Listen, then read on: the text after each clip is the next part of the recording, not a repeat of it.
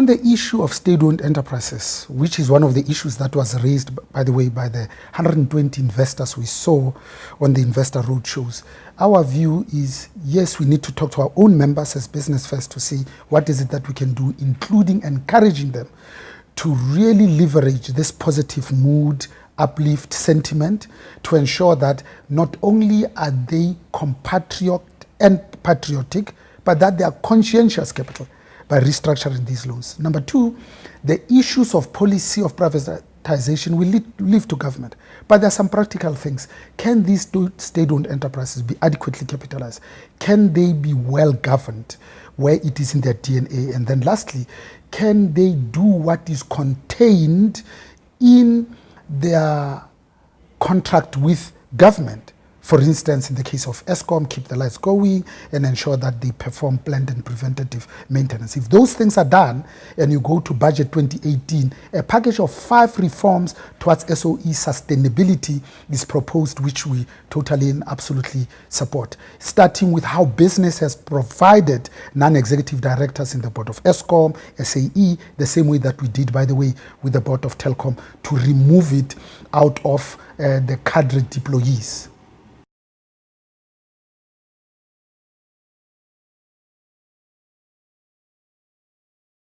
So our view around the 23 of March finding by the court is we have accepted Mr. Mark J. Lambeti's resignation from the board of BLSA the same way that he resigned from the board of ESCOM and then of late from the board of Imperial. And everything that we wanted to say we have included in that statement.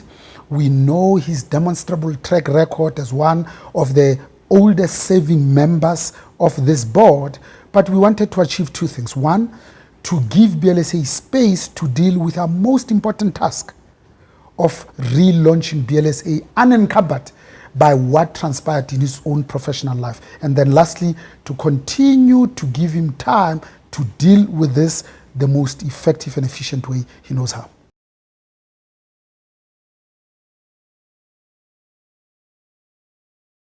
On the issue of state capture by the private sector, we have been vociferous, explicit, that we stand for the rooting out and the defeating of state capture and corruption in both the private sector and the public sector. So what happened in Steinhoff is the most crudest, where people have been duped, they've been crooked, and it has happened under the most unfavorable circumstances where it looks like the intent was to defraud. When that is the intent, even external auditors are unlikely to pick up these transactions with related parties where loans are advanced by the company itself through back doors, and then the value is increased in buying only part of the assets back. This has tainted some of our businesses. We condemn it in the strongest of terms. We have said the same thing with SAP, with McKinsey. That's why, as business, when we launched the new strategy, we went to Alexander, contract with South Africa, 6 commitments, an anti-corruption oath. It was directed at our members. Every single solitary one of the 81 CEOs have signed this integrity pledge. And the first member to be suspended by BLSA was not the public sector. It was KPMG in the private sector, to send a strategic conversation that says it shall not be tolerated, it doesn't happen in our name. In fact, the Companies Act and the King 4 now holds directors personally liable. It's about time that some of them served time in jail in orange overalls, together with some of the politicians that enabled state capture. Our view around land expropriation without compensation is that everything we needed as a country, as a people, to address this emotive subject is contained in the Constitution.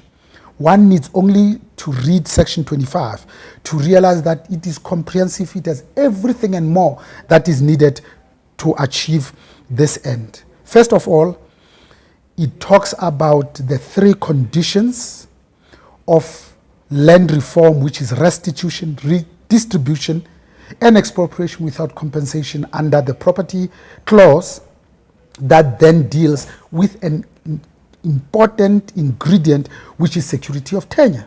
And it says, when conditions of fair and equitable have been fulfilled, compensation can be down to zero.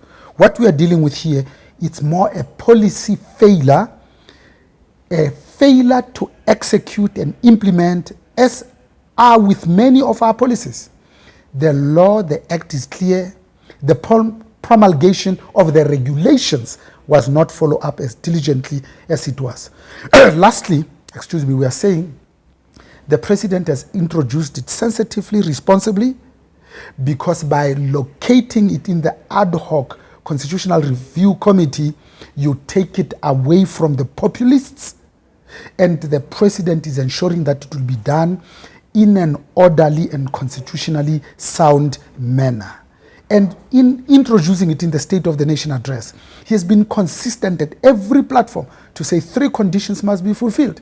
Number 1, it must be done with improving economic growth, increasing agricultural output, and then lastly, providing and improving food security. So for us as business, we need to have the same sense of purpose, agency, that land has not only been central to African people, but is as important as concentration camps to the Afrikaners, Auschwitz to the Jewish people.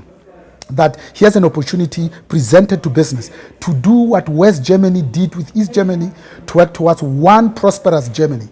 And here with land, with the input of business, our focus should be how can it be better achieved and in a better way rather than anything else. Because if we do that well, here is the foundation bricks that can build on building a sustainable economy in the long term while surviving in the short term.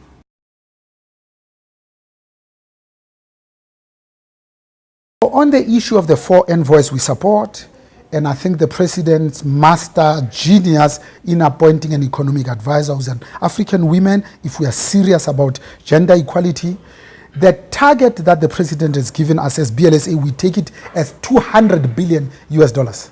100 billion foreign direct investment, 100 billion, which is 1.2 trillion South African rands locally. If we achieve both of those, which we think is achievable, by the way, hard work, big stretch, but if our dreams do not scare us, it's not worth waking up in the morning. If we achieved that, we can double our FDI from 2 to 4 percentage points. And if it is led by our own members locally, then it will embolden foreign direct investors to say, if South Africans believe in this country, they invest in it first, and they are the first to take advantage of this uplift, positive uplift, this new positive sentiment, then we need to capitalize on maintaining this momentum. Because if we stop, we are consciously making a decision to go backwards. So we know we are going to succeed, so that when we have raised this, we can address the fixing of state-owned enterprises, we can fix issues of economic growth, then we have hope of reaching the 5.4% positive GDP growth, so that we can afford fee-free higher education for the indigent, national health insurance, and be able to talk about the redistribution of wealth, not redistribution of poverty. As business in this country, at this time, in this context, when so many of our people dare to hope that joy and peace will prevail, we're asking ourselves the question, what can we do practically as business to embolden, to give effect, to ensure that we put systems and processes for this new dawn to be realized?